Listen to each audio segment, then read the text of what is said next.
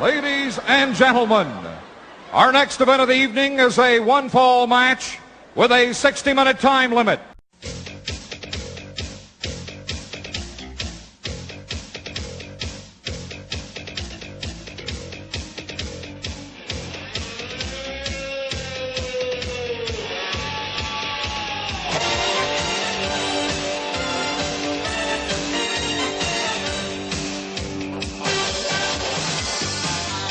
What I'd like to have right now, where the big boys play. this is where the big boys play, huh? This is where the big boys play. Thank you for listening to Where the Big Boys Play podcast. This is part 2 of our discussion on the Crockett Cup 1988. This is where the big boys play. Anyway, the next match here is a heel versus heel match. Quite interesting. The Midnight Express versus the Sheepherders. And we get some interesting kind of comments by Jim Ross on Jim Cornette versus Muhammad Ali as the greatest talker ever to come out of where was it, Louisville? Yes. With Kentucky.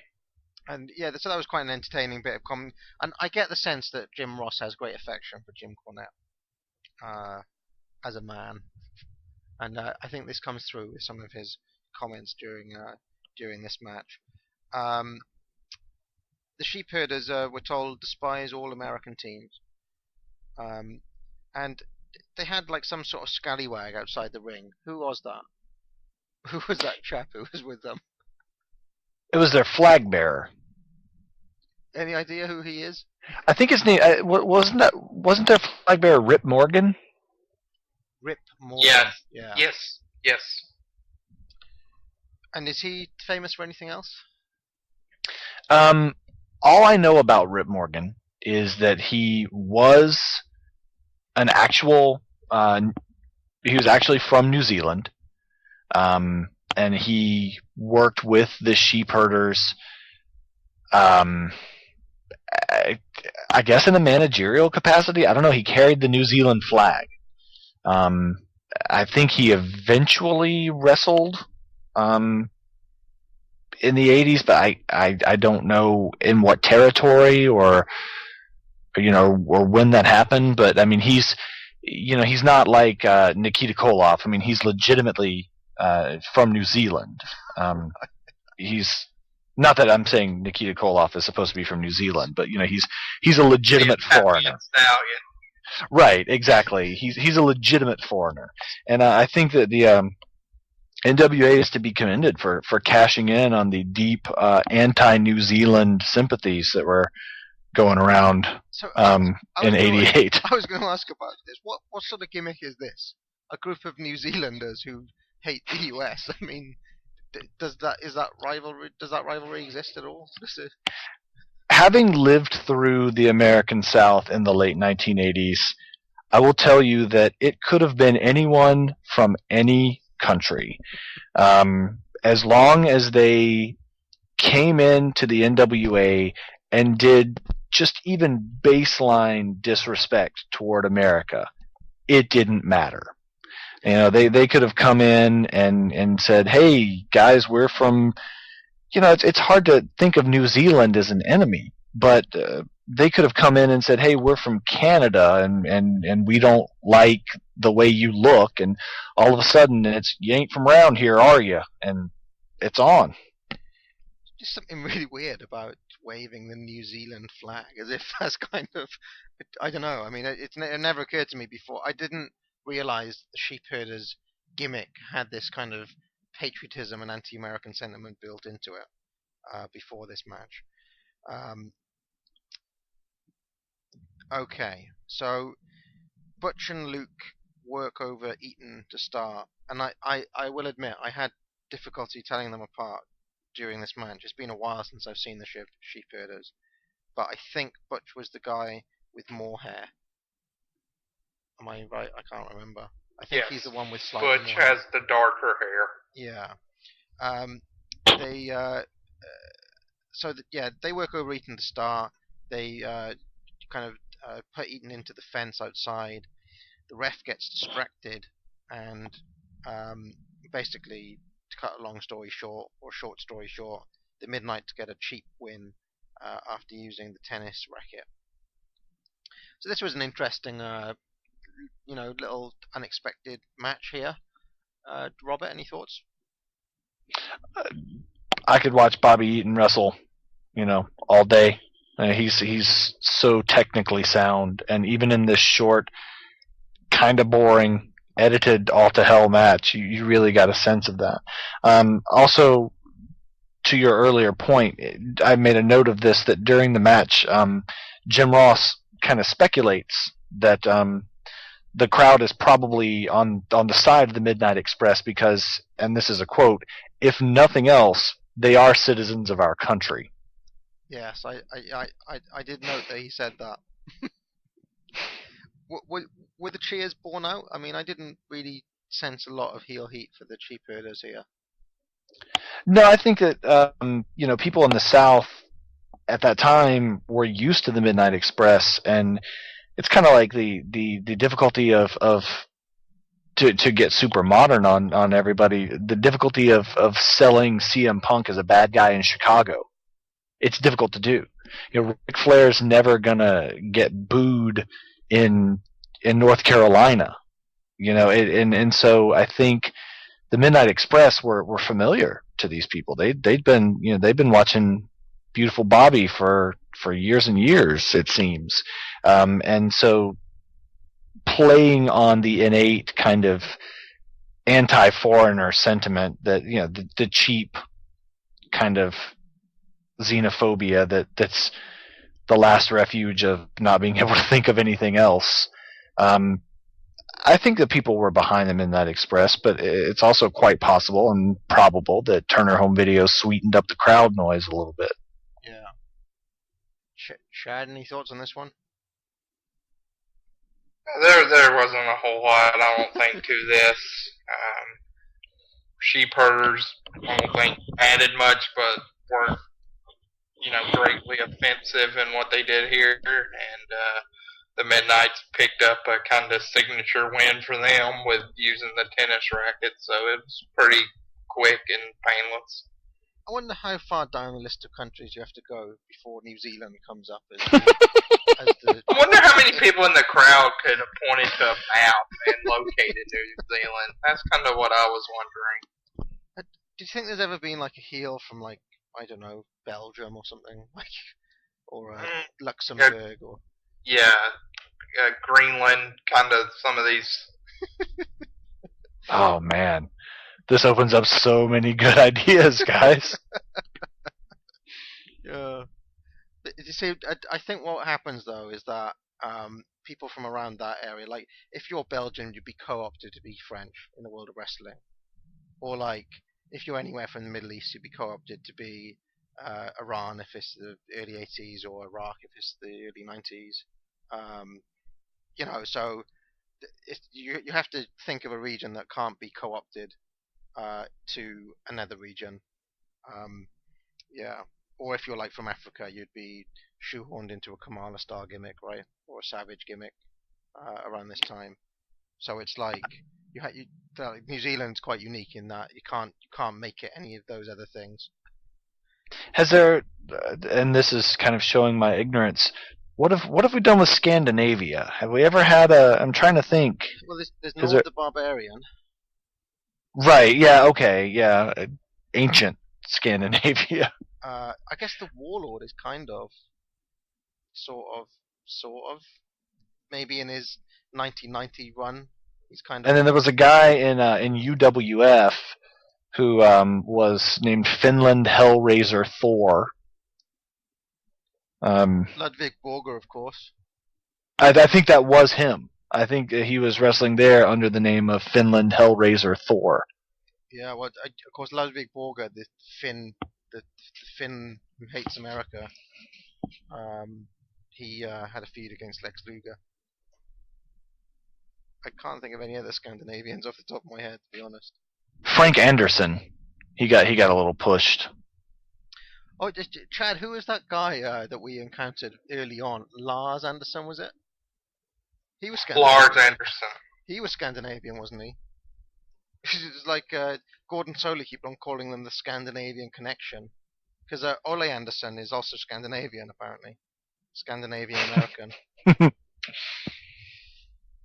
Anyway, so the next match is Kevin Sullivan versus Jimmy Garvin in a... What was the name of this? In a... Prince of Darkness. Yes. Prince of Darkness deathmatch. Prince of Darkness death match. The only people that died were the people that had to watch this atrocity. This was stupid. So I actually thought, like, in my naivety, I thought that this had only ever happened with Jake Roberts versus Rick Martel. The blind match that they have. Is it WrestleMania 8 off the top of my head? WrestleMania 7. WrestleMania 7. Just a quick tangent on that match. That's one of the first times, really, as a kid that I realized wrestling was fake, because at the very beginning of that match, I can still vividly remember Martel sticking his hand up in the hood, and you can clearly see his hand inside the hood. So obviously he could see. It kind of crushed my dreams as a 7-year-old, but I do think that these guys deserve a little bit of credit for this, because they did a pretty decent job pretending that they couldn't see through those bags. Yeah, so, well, why don't I take us through the action of this match? Although I do have a couple of little thoughts on Roberts and Martel as well. But we'll come to that in a little bit. Garvin uses Jake Roberts' tactic, or rather, Jake Roberts used Garvin's tactic a couple of years later of using the cheers of the fans to guide his movement. So, I mean, if you're a heel, why are you getting involved in this match?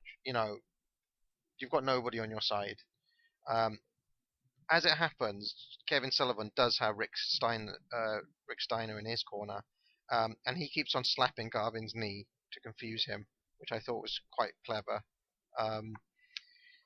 Anyway, this goes on for some time, and Garvin gets a pin out of nowhere. Then we get a bit of post-match stuff where Steiner jumps him, Ron Garvin comes in to make the save, and then I was amused by this. Mike Rotunda comes in for the counter save, and the heels get the better of it, which I was delighted by. I always like it when heels come out on top. So, anyway, thoughts on this? Robert, you were in the middle of saying that you thought they did a good job. Well, I think they deserve a little bit of credit for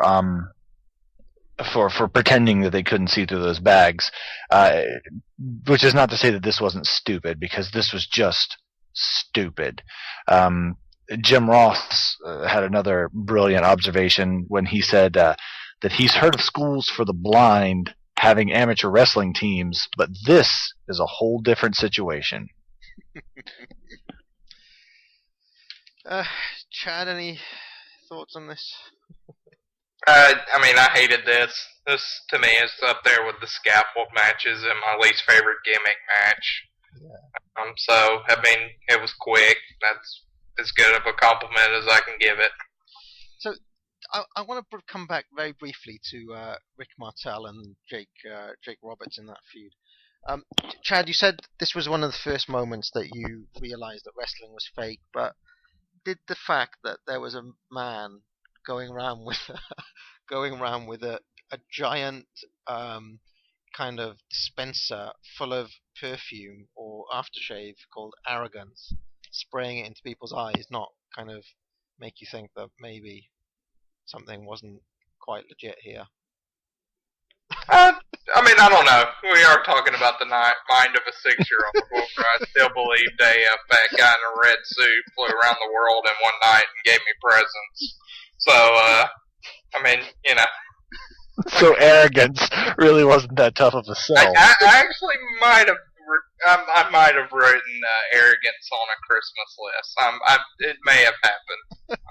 I won't confirm that, but I kind of might have wanted Arrogance as some perfume to impress some of the girls in my first grade class. I do think that particular gimmick is one of the more outlandish. The more I think about it, the more absurd it becomes. That model gimmick. He's a wrestling model who has a giant canister of a scent that he calls arrogance that he sprays in people's eyes. It's kind of like Yeah, these gimmicks in the WWF, it's just when you start thinking logically. I mean, Coco Beware, he's the Birdman. What the hell does that mean? I mean, so how do you get from collecting birds or handling birds to become? I mean, is that a Mountie, a Big Boss? You know, any of these kind of double occupation type gimmicks are always kind of weird. Yeah. Yeah, I mean, Hi the Bossman didn't get sacked from his, was it Cobb County, Georgia? Cobb County, which Cobb he County, Georgia. actually was a warden there, so. I should mention to you, Robert, if you haven't listened to some of the previous shows, Chad and the old Bossman go way back, so they're good. They were sort of friends in real life. I drove through Cobb County recently on my way to Alabama, and I could not stop from the moment I saw the first sign singing the Hard Times song. Yeah. Just on a loop in my head. If you ever take a trip down to Cobb County, Georgia, you better read the signs, respect the law and order, you'll serve hard times. You'll be serving hard times. You know the big boss man will make you walk the line. You better watch out for him, you'll be serving hard times. He carries a big stick, a ball and chain too. You're looking for trouble, he'll be coming after you. You'll serve hard times. And I did obey all the signs, and I did respect the law and order, and I made it through. Here's another kind of embarrassing childhood moment, since I just admitted that I wanted arrogance for Christmas. But in the Hard Times song, you know, there's the lyric carrying a big stick. So for about 10 years, I was 18 and watched an old Bossman match and realized it. But I always thought the lyric was carrying a biscuit, like carrying a biscuit sandwich. So I mean, I'd be singing around my house, and my mom, either she didn't know better or just let me go on being an idiot. I'd be, you know, carrying a biscuit and just completely oblivious. To be fair, the Bossman did look like he'd carried more than a few biscuits in his time. Yeah. I can definitely see the Bossman downing a sausage and gravy biscuit. So. Yeah. Well, I mean, to me, as somebody who lives in the UK, a biscuit is something that you dunk in your tea, not something that you. Oh God, Park. Come on. Not something that you put gravy, as you call it, on. No more jumping jacks jokes after that. Well, you know, I haven't mentioned this before, but for my honeymoon we did Route 66, and I actually got to have biscuits and gravy for breakfast one day when I was staying in Arizona with this old couple, and he made me some more authentic. Yeah, it's kind of strange because we don't have biscuits and gravy here. So essentially, I mean, in my mind, it's a scone, something that you. What you call a biscuit is closer to what we would call a scone here, or scone. You put jam and cream on it, and you have it with your afternoon tea traditionally. So yeah, and then that gravy stuff is basically like a white sauce, right? It's like what is that? A bread sauce? Yeah, it's got a lot of flour and. It's pretty much a clogged artery waiting to happen. That's kind of one of the key ingredients. But it's a very weird thing to have for breakfast. Like, why is that a breakfast dish? It's unlike any other breakfast dish I can think of. Is that like something that only happens down south, or do they have it all over the United States? I would say it's definitely predominantly southern. Yeah, it's definitely a southern thing, but its influence is spreading. Not to further derail this, but I just want to make sure we're talking to the guy who comes from the country where they make sausage out of blood, right? Oh yeah, the black pudding it's called. Yeah. Okay, Black just pudding. wanted to make sure we were clear on that before we start talking about how weird biscuits Hey, are. I actually had a black pudding today. I was at a Gordon Ramsay restaurant, and there was some black pudding on the menu. So I ate that today, believe it or not. Anyway, let's get to, when was the last time you guys had biscuits and gravy? I'm not going to admit that, but it was within the last week. That's all I'll say. Okay. I made a Saturday morning trip to Hardee's, which is a fast food restaurant down here. Robert, do you eat biscuits and gravy? I have vegetarianism, so Oh, right, okay. I can make them using analogs. I mean, I'll make biscuits all the time, but the gravy, I stay away from that mostly.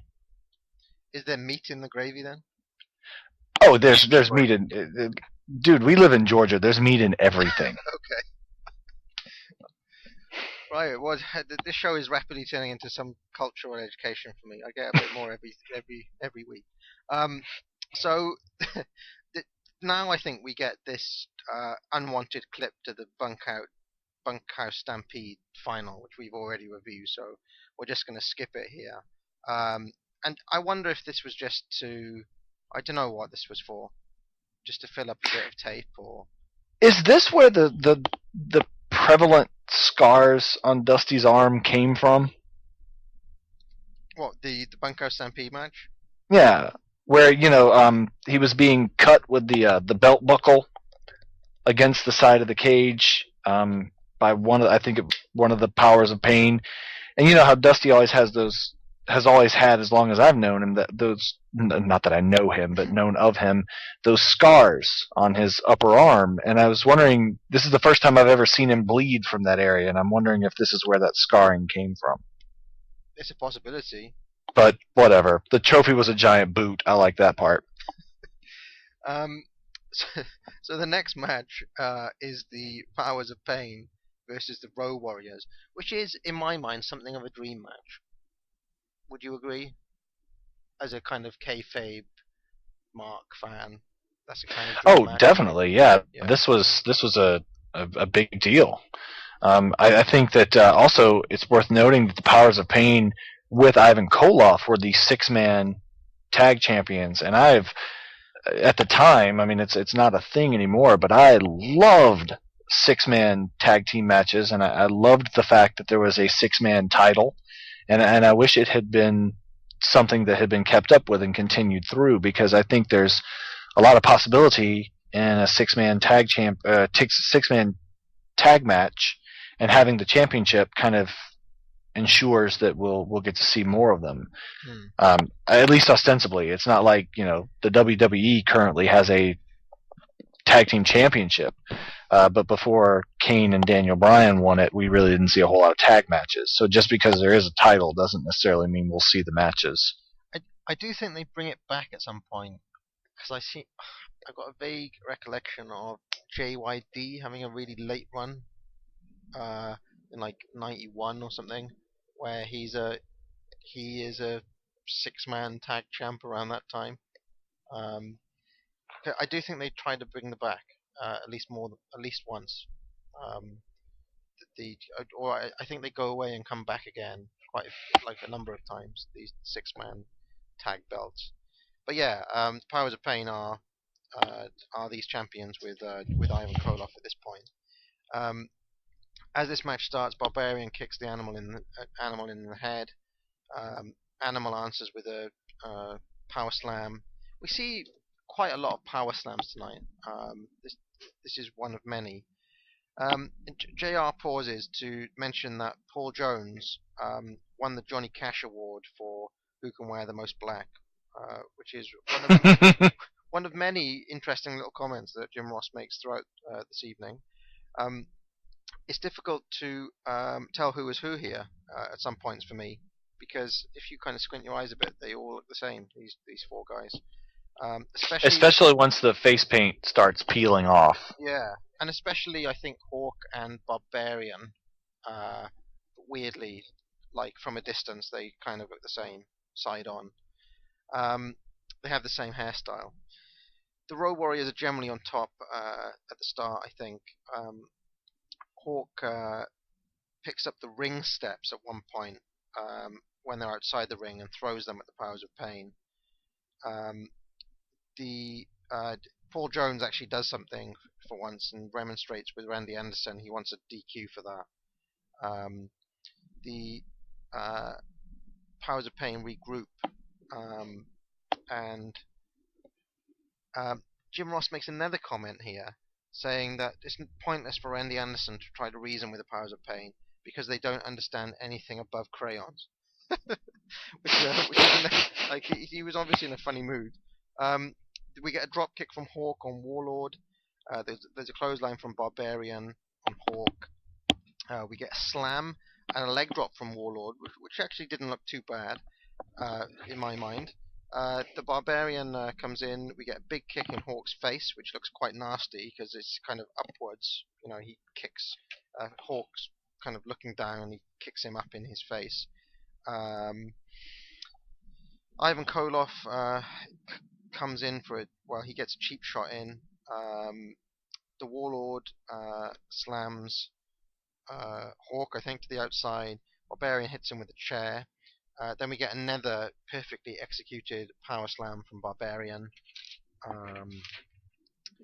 We get a bear hug from Warlord now. He attempts a full Nelson, and Hawk slips out. And as I've said before, I always think the full Nelson is a curiously old school move. The Barbarian comes in. He gets a bear hug of his own. There's quite a lot of beef in that ring, I think. You know, a lot of beefy guys in this match. There's some miscommunication from the heels, which opens up the opportunity for a hot tag. Animal comes in, he power slams Barbarian, shoulder blocks him, then he blatantly clotheslines the ref, which looks like it's by mistake, but it's a pretty full-on clothesline. Barbarian misses a headbutt from the top. Teddy Long comes out because the ref is just out, and it's Randy Don't Call Me Pee Wee Anderson again.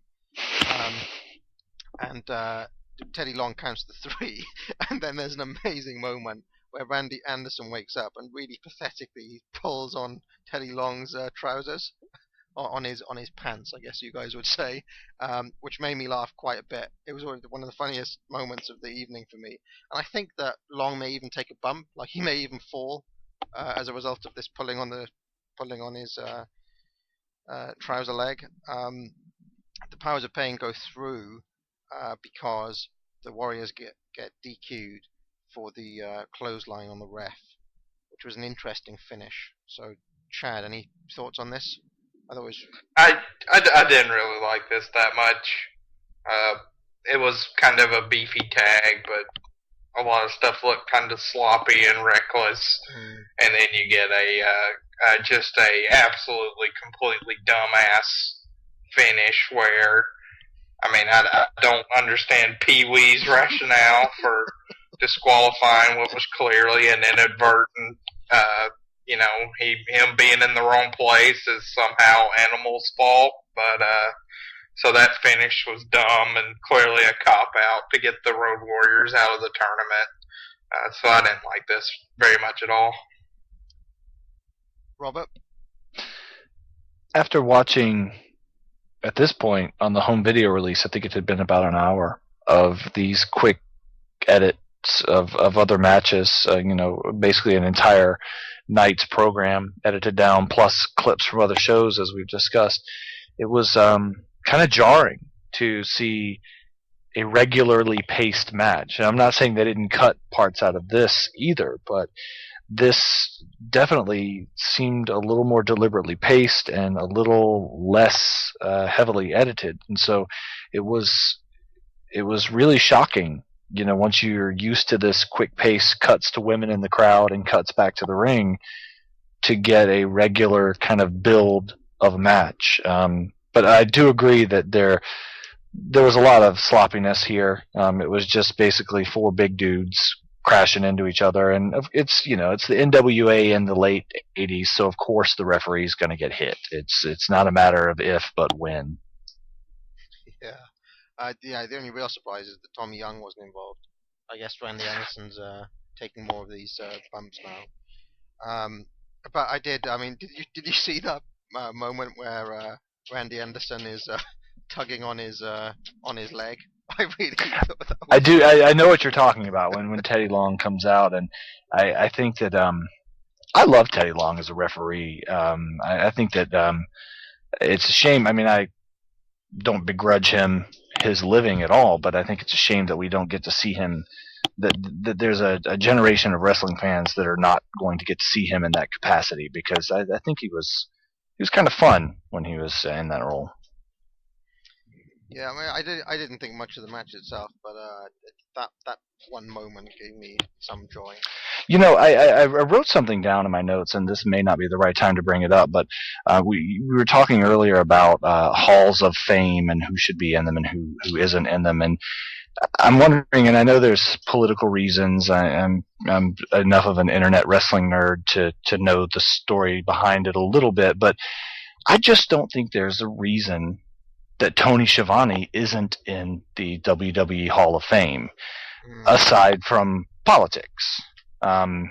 He's definitely done more for the sport or for the medium or whatever you want to call it than Drew Carey.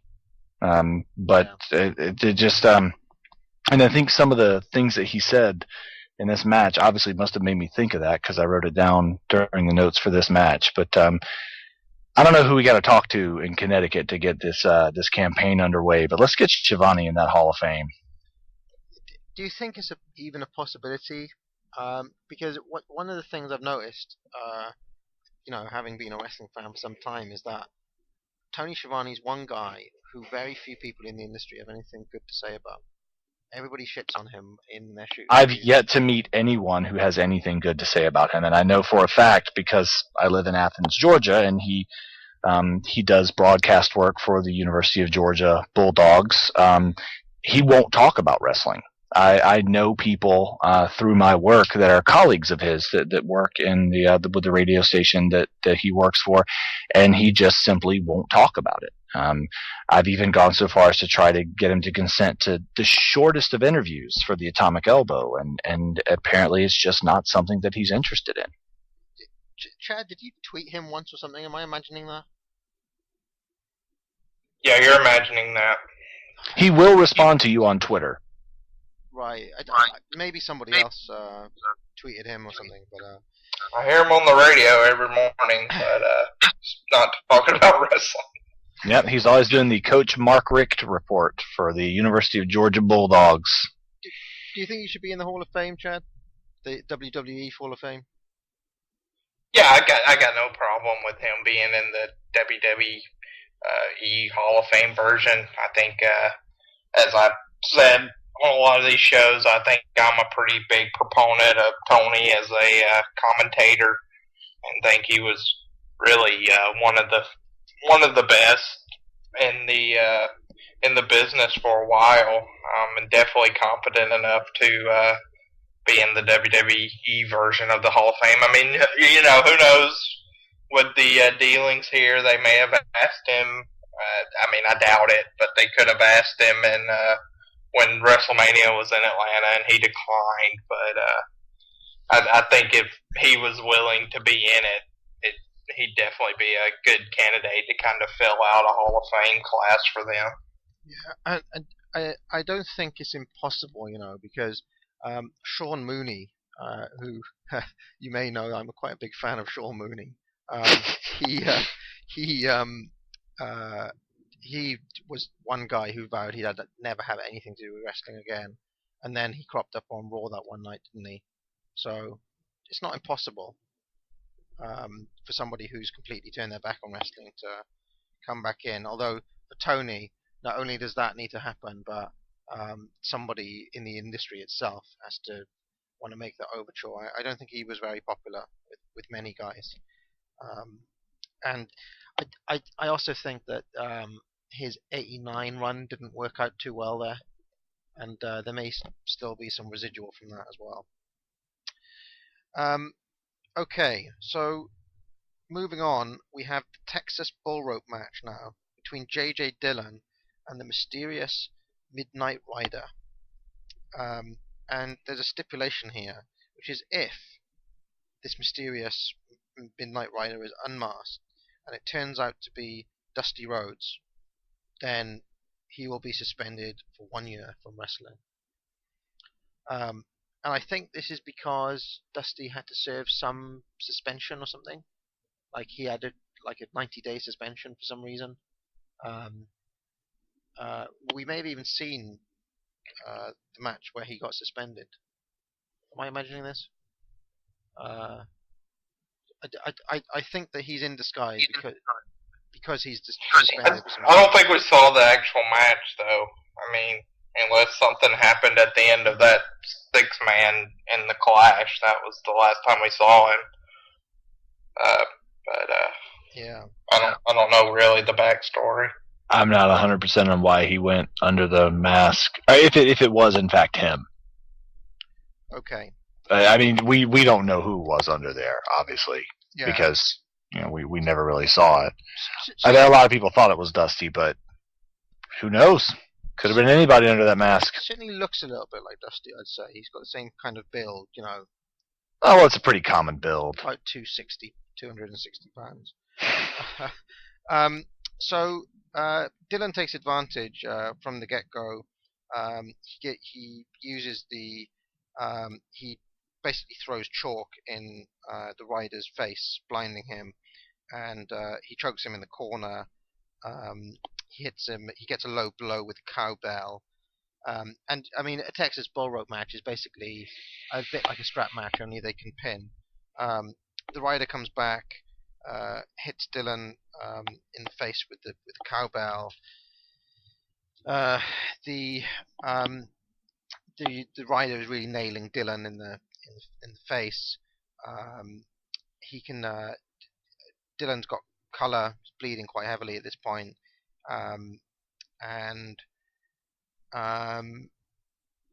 essentially this goes on for some time. Dillon at one point is so injured that he does the shaky leg sell, which I always enjoy. Vince was always a master of that as well. So injured that he's doing the shaky leg, and then the rider does some very dusty-ish shucking and jiving, and Ross comes up with another kind of gold comment here. He says, "Look at JJ. The only thing keeping him up is his imagination," which is another nice line from him. We get another masked man that comes. Well, basically, the rider gets the 3 count, but another masked man comes out, who's kind of quite a big looking guy, and he quickly becomes known as the Masked Texan. Steve Williams comes out, but the Masked Texan kind of gets the better of him. He starts nailing Williams with a cowbell, and yeah, that's kind of what happens here. So, who is this Masked Texan then? Anyone? I thought it was Dick Murdoch. Yeah, it was. Am I wrong? I don't know. Hey, do you guys think there was anybody watching this at all in the whole world who didn't know that Dusty Rhodes was under that mask? I don't think so. Like, even a kid, like a 3-year-old. I'm just wondering if there was anybody who really was unsure. But I do think this is one of those instances where the crowd is in on the joke, is in on, I think everybody's meant to know that it's Dusty. Well, yeah, it's obvious that they are, especially because he's doing Dusty's moves, but I just wonder if there's anybody so into it that they just they couldn't bring themselves to believe that was actually Dusty Rhodes under there. I doubt it. I don't know. I mean, Chad is a 6-year-old, maybe. I mean, maybe. Maybe. It's possible, maybe. I mean, but I just think that it's meant I think that they tried to make it obvious enough, even for the kids in the crowd. Right, and I think that one of the things that's been very successful for, I don't know if you guys are into Chikara at all, but one of the angles that they just wrapped up was essentially the Midnight Rider, where they had a guy lose a loser leaves town match and come back under a mask, and it was obvious to everyone that it was him, and he was recently unmasked at their last event, but it was a brilliant sort of kind of throwback to this sort of the crowd being in on the joke of the masked man and pretending all is one, not to know who he actually is. Yeah, I think possibly the most famous example is the Junkyard Dog Stagger Lee. I think that's one of the ones that ran quite a few times. To go to the top of the show, Jimmy Valiant's Charlie Brown from Out of Town. Of course, yeah. Charlie Brown from Out of Town. How could I forget?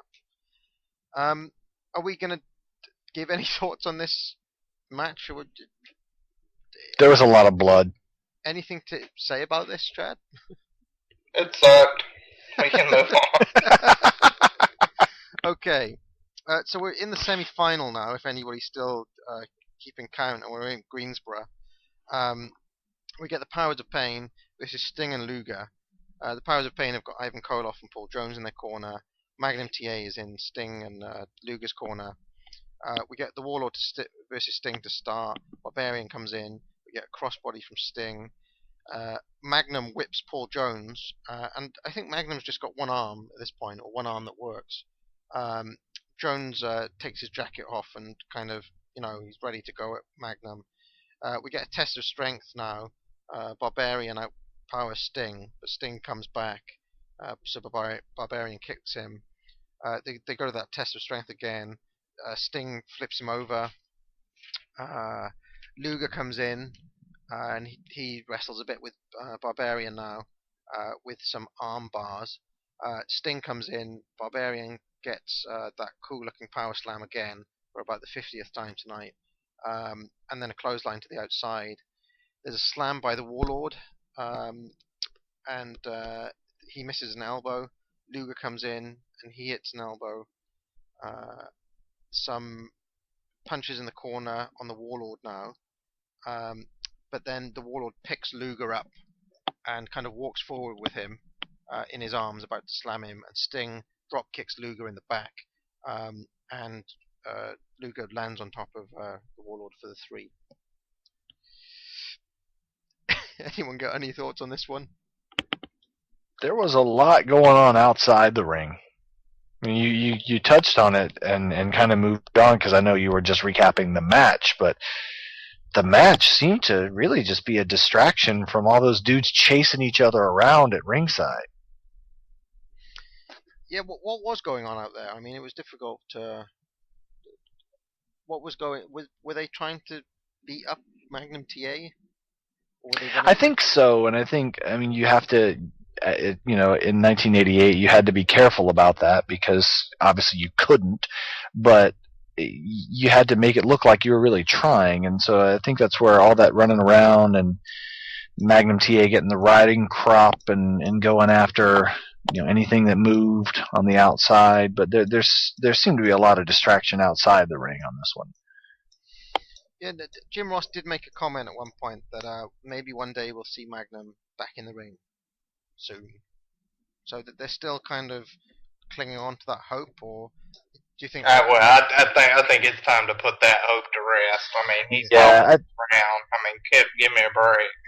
I think they were just seeing lost revenue, honestly. I mean, because Magnum was posed to become.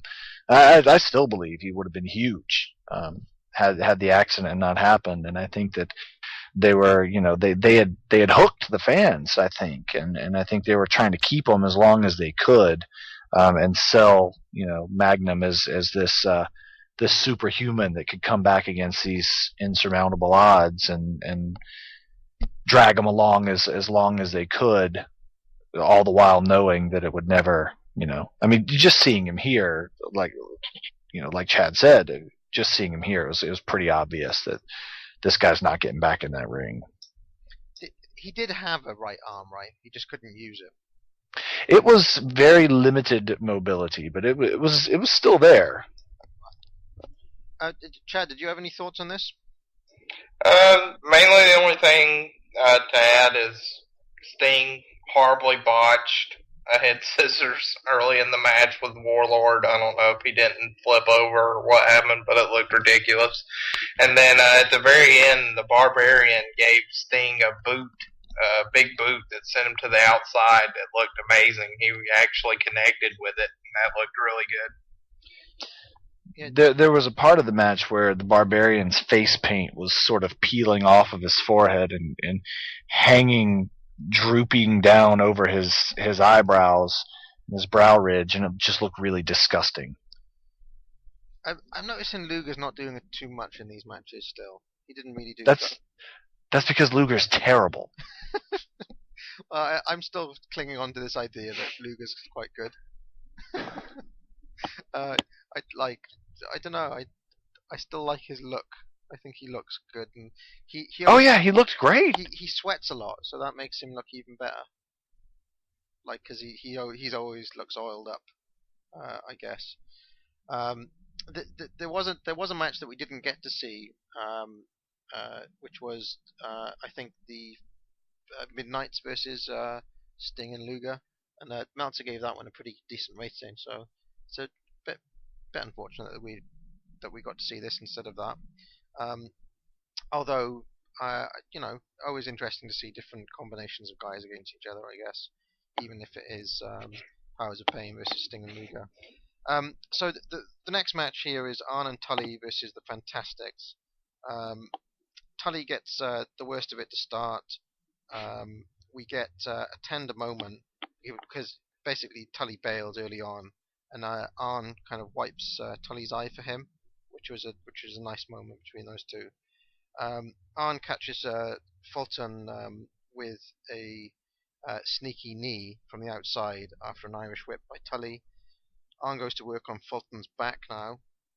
We get a backslide from Fulton, which gets one. Tully comes in. Fulton takes a tumble to the outside. Arn clotheslines him onto the concrete. We get a sunset flip by Fulton on Tully, which gets a 2. Arn comes in, but Fulton is coming back now, and so basically Arn cheap shots Rogers to prevent the tag from happening, which was quite good. The heels are cut off the ring at this point, so we go into an abdominal stretch from Arn. Tully comes in, get lateral press for 2.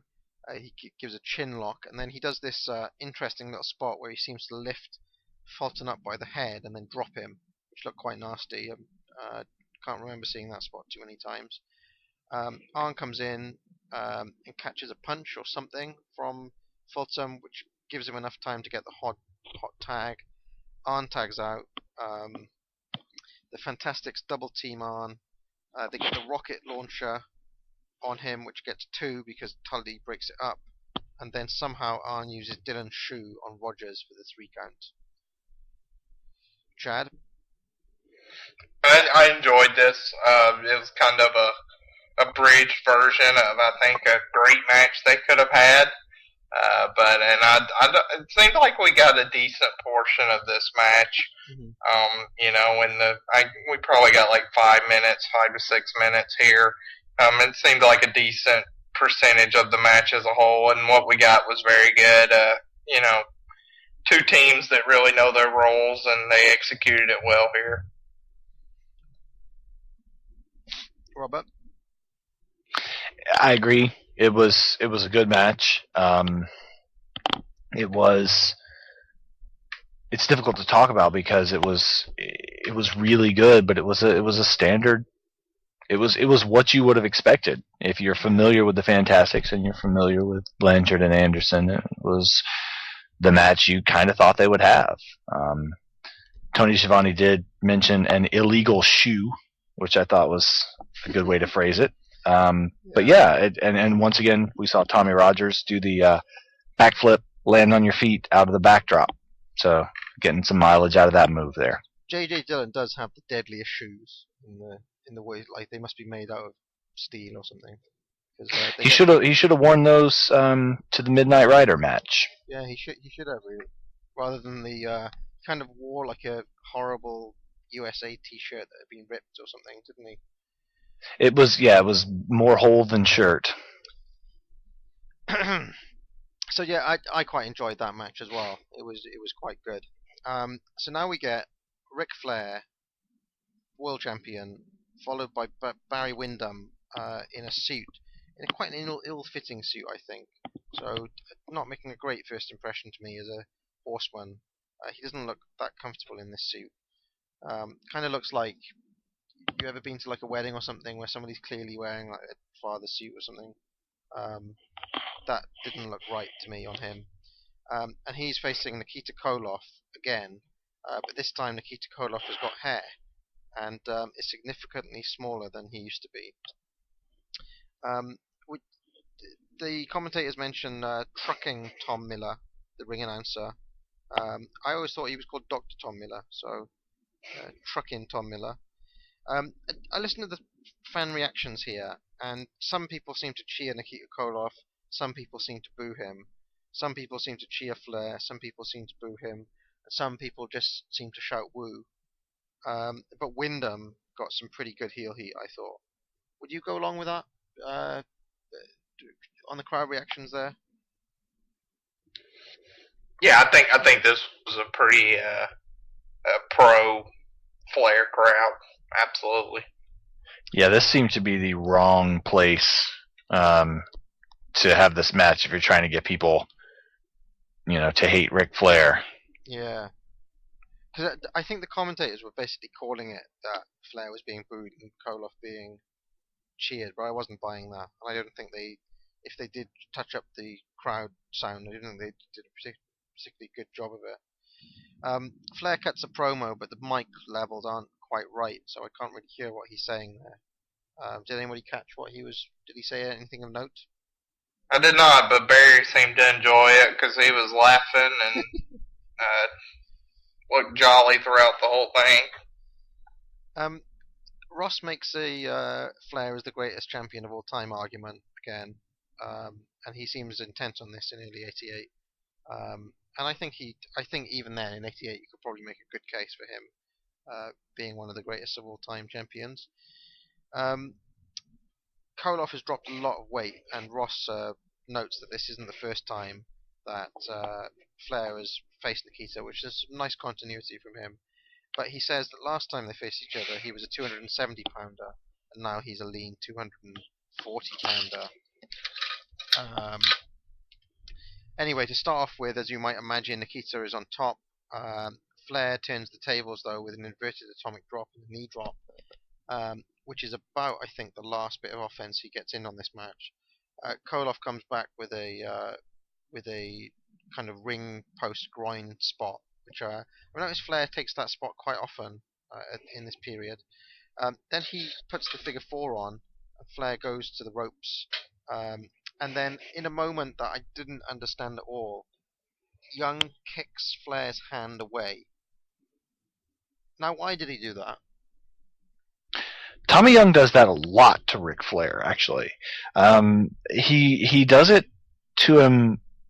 Oh gosh, I wish I could remember specifically when, but there seems to be this, real or scripted resentment between the two, where Tommy Young gets kind of violent with Ric Flair in the ring. Yeah. I guess under the guise of keeping it clean and calling it down the middle, but he's definitely not taking any crap off of anybody. But this is not the first time that I've seen Tommy Young kick Ric Flair, specifically his hand away from the ropes to try to keep the action moving. Usually he does that when Flair is cheating, when he's trying to use the ropes for leverage, when he has the figure 4 on. But in this case, Koloff has the figure 4 on him. Well, Ross says that this is the referee's discretion, but I'm calling bullshit on that. I just think the ref is being biased here. I don't think there's any other way to see it, is there? Well, it is worth noting that every time Tommy Young is in the ring with Ric Flair, Tommy Young gets knocked out. So maybe he's just trying to exact some revenge. I mean, to me, this is biased officiating. My understanding of the rules of wrestling is that if Flair reaches the ropes, that means that it's a rope break, and that Koloff has to release the hold. So I don't think Tommy Young had any business kicking his hands away there. Anyway, Koloff elbow drops Flair's leg a few times, and I thought it was interesting that Koloff was basically using Flair's basic game plan against him. Koloff posts Flair outside. He nails him on the wimpy blue Greensboro railings, because the railings at Greensboro aren't like anywhere else. They're kind of those thin blue railings. We get 7 punches in the corner. We get a semi-fair Flair flip. We get some very ineffectual and no-sold offense from Flair. Nikita hits some more punches. Flair catches color. Shivani notes that Flair has been champion for most of the 1980s. Nikita hits a sickle for a 2 count. Young has apparently been poked in the eye at some point by Nikita, which is a bit weird. We get a sickle clothesline to the outside by Nikita. We get another sickle for 2, and Nikita for some reason raises his hand, although it's clear that he didn't win. Then we get an Irish whip from Flair and a basic backdrop to the outside, and out of the blue we get a DQ finish for the over-the-top rope, and Flair wins the title. And I've just got a note here that this is a very, very lame finish to this match. Chad, any thoughts?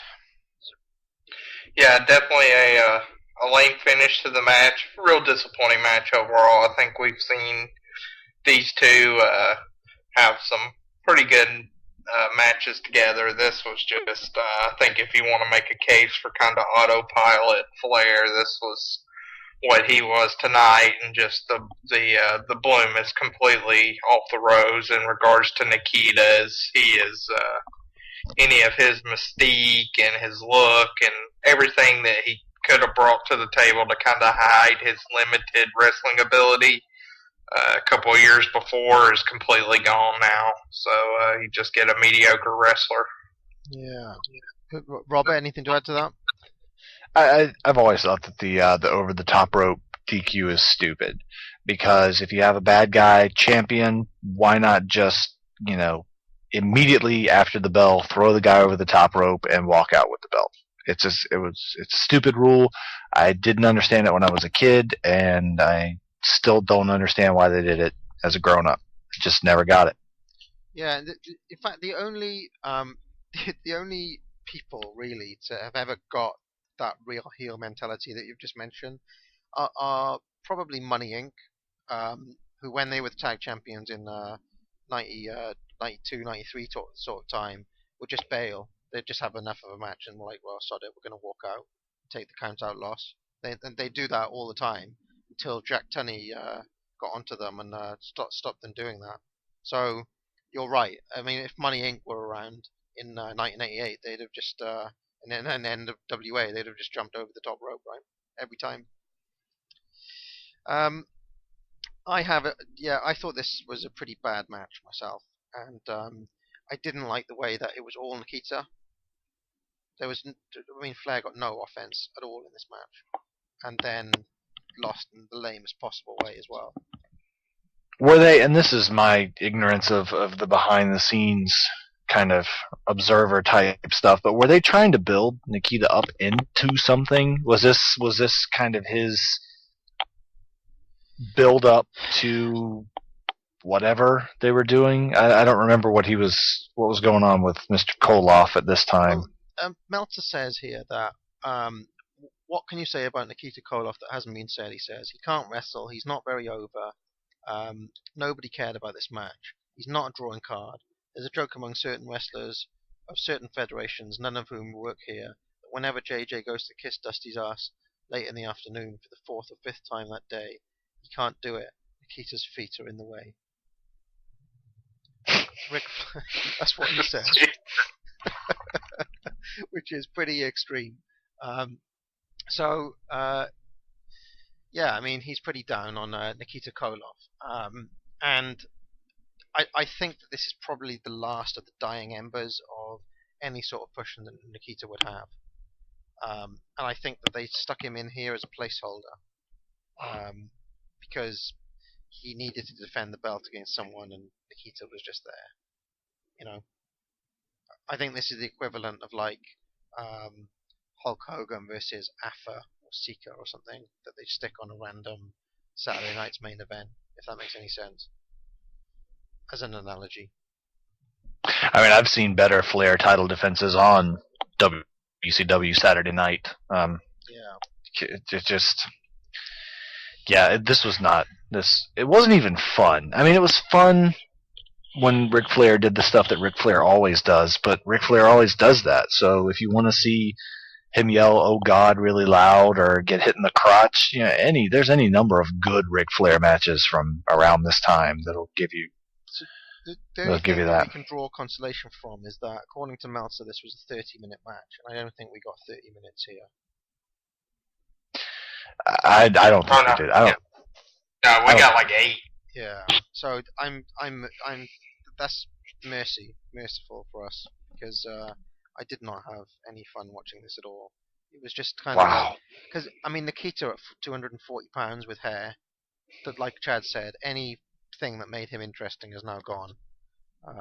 So anyway, this brings us to the final of the Crockett Cup 1988, the very last Crockett Cup, I believe.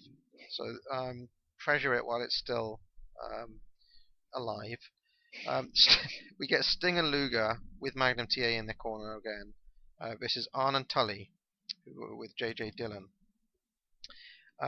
And I note again that the Crockett Cup really looks like the European Cup in football. So if you just pull up a Google image search of that and compare it to the Crockett Cup, they're almost identical.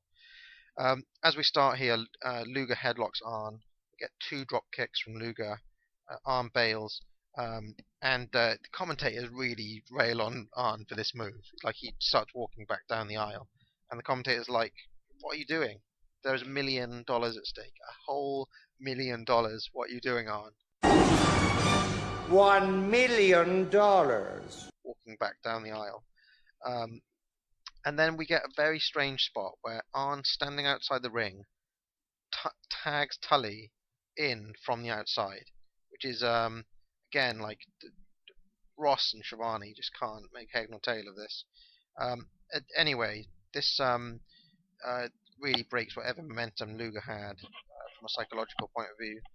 Arn re-enters the ring. He gets a head scissors on Luger. Tully comes in. We get a wrist lock by Luger. Sting comes in. He gorilla presses Tully. And Luger and Sting pull a gypsy switch while the ref's back is turned, which is a nice little move where they're doing a bit of heel tactics. Luger progressively works on arms. I noticed that he was working on the right arm and then he started working on the left arm. So I don't know what was going on there. Arn stretches for a tag, but Luger nails Tully. And I like this idea that Ross is trying to get over that Luger has learned some horseman tactics during his time with them, and he's using some of these techniques now. Tully sneak attacks I think Sting on the outside, bashes him into the wimpy railings. We get a backbreaker on Sting from Tully, back inside the ring. Arn hits the spinebuster on Sting for 2. Tully comes back in. We get a couple of punches. Arn comes back in. Snapmare. Sting hits his has his leg and then clotheslines him. But it's just a hope spot. Tully comes back in. We get a few body blows. Then we get a Stinger splash. And Shivani just says that's his move because it doesn't have a name yet. We get a DDT from Arn on Sting. Only 2. And as I mentioned earlier, if that was Italian Stallion, that was a 3 count. But it's Sting this time, so it's only a 2. We get a hot tag to Luger, who gets the double noggin knocker on the heels. We get another spine buster from Arn, which gets 2, and then Magnum TA grabs Arn's foot and trips him which gets a 2 count. Arn retaliates, grabs Magnum by the hair, and this allows Sting to get a small package for the 3.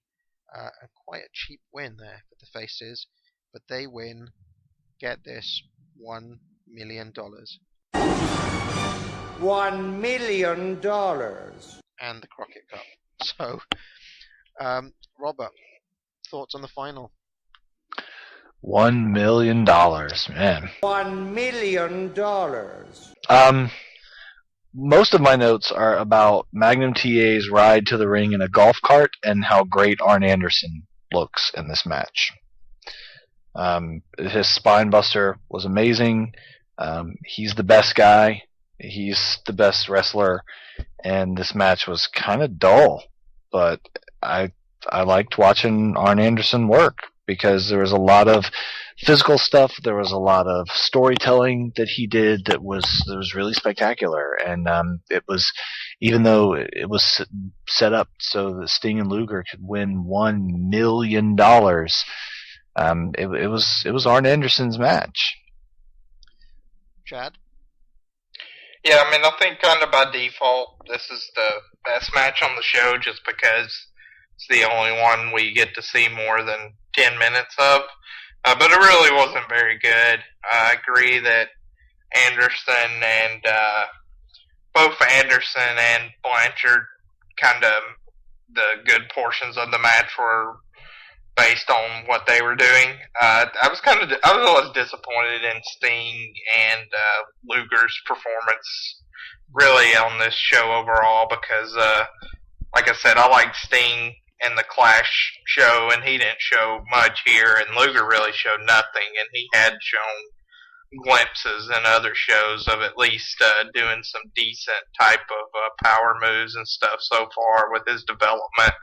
And then the ending, I think, was a very cheap ending. I mean, I kind of like sometimes the babyface getting one over on the heels, but just the way, I guess, it was done, like it looked like Magnum was kind of a sneaky bastard, and tripping up Arn and giving them the victory. So I didn't like that at all either.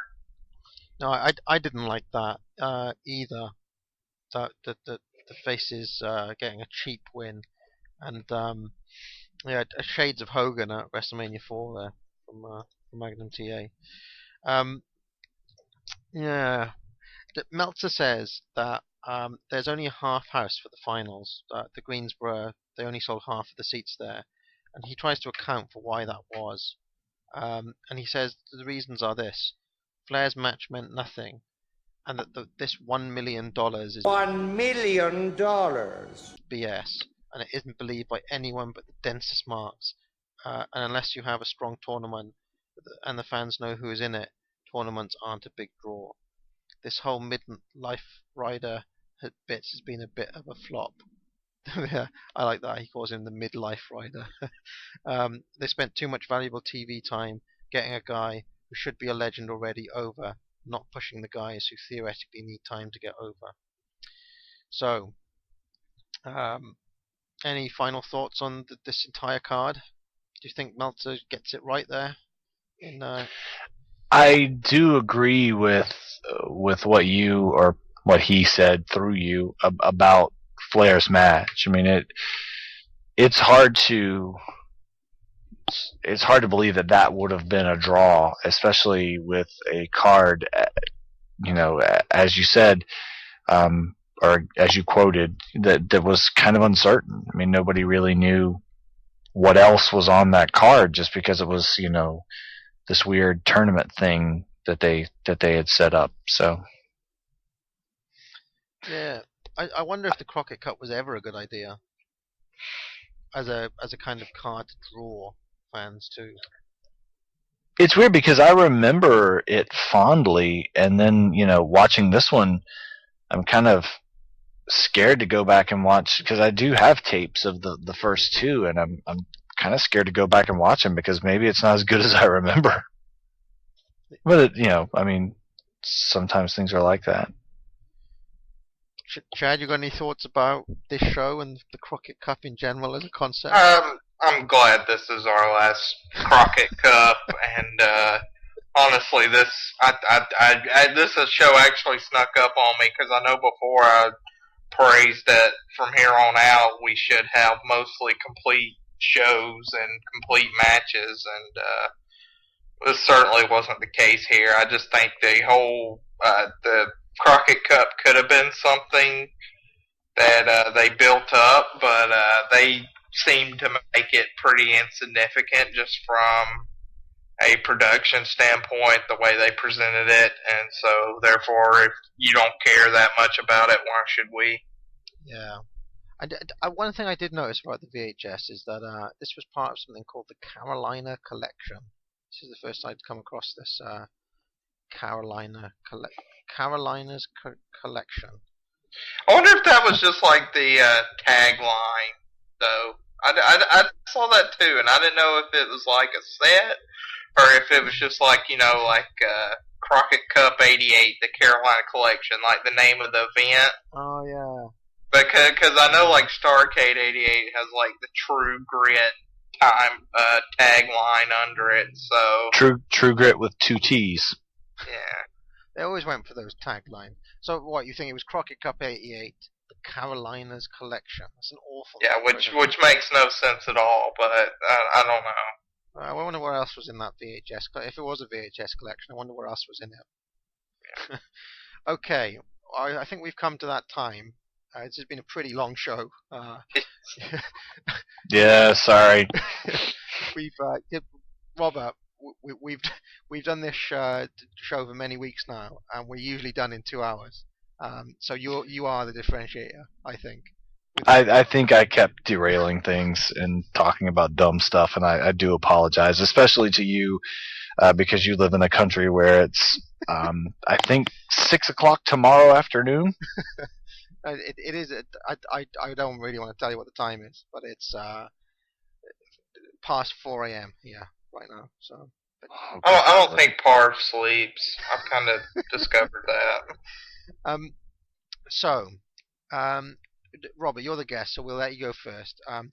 At the end of each of our shows, we give 3 awards: MVP, Match of the Night, and the Billy Graham Award, which goes to the least valuable player, I guess you'd call it. You know, I've heard your show before, and being from the South, it took me a few minutes to think of the fact that you were talking about superstar Billy Graham. I thought you guys were talking about the evangelist Billy Graham, and I was wondering why you named the award after him. But I didn't suffer under that illusion for a long time. But at very first, I was like, why are they? What's Billy Graham got to do? Oh, that Billy Graham. So okay. It's a wrestling podcast, yeah. I mean. Let's see. Okay. Obviously, and this is, look, most valuable player, Pistol Pez Watley. God.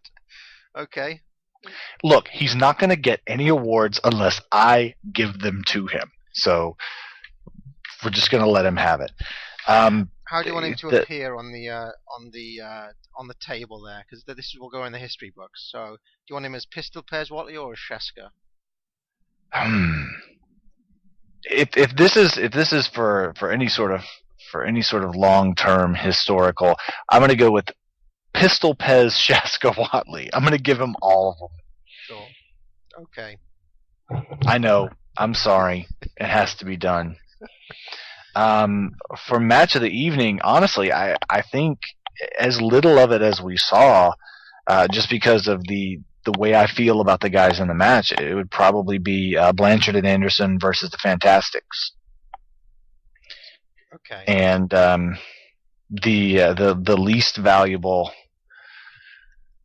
I mean, in a show where we had Luger and Sting, probably Nikita. Nikita Koloff. Yeah, I mean, it just didn't. That match didn't do anything for me. It was as you read from what Dave Meltzer said. I mean, it was really kind of pointless, and Flair seemed to be carrying him, for the majority of the 8 to 12 minutes we saw, so I can only assume what the full half hour, as you said, was like. So. Chad? I'm going to go with my MVP with Arn Anderson. Thought he looked well and good in all the matches we saw him. Just solid work that went above and beyond what everybody else was doing. Match of the night, I'm going to pick the main event, but it's kind of more of a default type thing where it's really the most complete match we got, and it wasn't terrible. I would say it was a good match, but nothing great, but that would have to be my match of the night.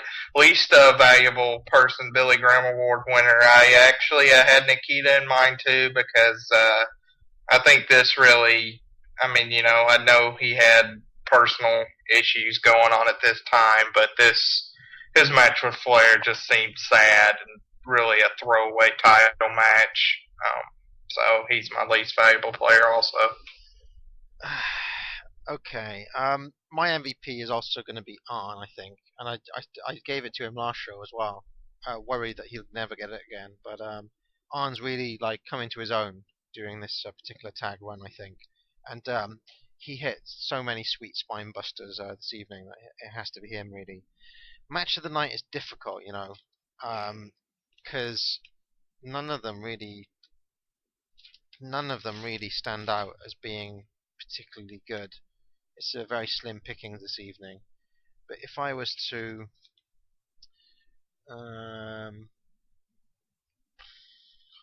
they're all a bit crap, aren't they? There's nothing there, is there? I'm going to have to go with the main event. I'm just going to go the same as just by default almost. Just because we got 2 spinebusters from Arn during that match, and it was pretty decent, So I'm going to go with Arn and Tully versus Sting and Luger. And Billy Graham award, a plethora of options, I think. I'm going to go with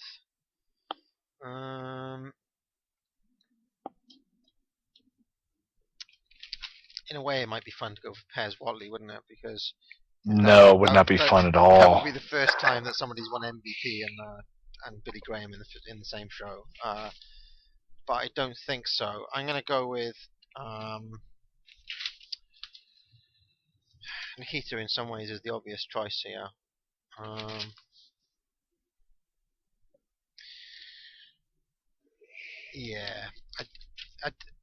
I hate to be boring, but it's going to be 3 in a row for Nikita Koloff because he brought so little to that match, so little of anything, no intensity, no nothing. Didn't even look like he wanted to win. So there we are. I think next time it's gonna be Clash 2, right, Chad? Yeah, it'll be the Clash 2. So hopefully we should be able to knock it out in the next week or so. I'm actually going to be in Dubai. Oh yeah, I forgot you got your travels. We're going to be on a little hiatus for a while. Although I'll try to upload this particular episode before I go. So we got more than this. May even be our first 3-parter, believe it or not. Robert, thanks a lot for your time this evening and for taking part in this. Thank you guys for asking me. I hope I didn't derail it too much. I had a blast. And there are many more shows coming up in 88 and 89. So if there's another show that you'd like to come on, you'd be welcome back in the rotating hot seat. So I appreciate that. I will come back anytime I'm asked. Thanks a lot. So long, everybody. Alright, I'm gonna go eat me some sausage gravy and biscuits. See you guys. Alright, bye. Alright, sorry to keep you up so late, man. No, it's alright. Alright, thank you very much. Have a good night. Yeah. Or morning, or whatever it is. Hopefully speak to you again. See you, Robert. Goodbye. Fans, for all of us here at WCW Center Stage, for Cowboy Bill Watts and the American Dream Dusty Rhodes, I'm Jim Ross saying good night, everybody.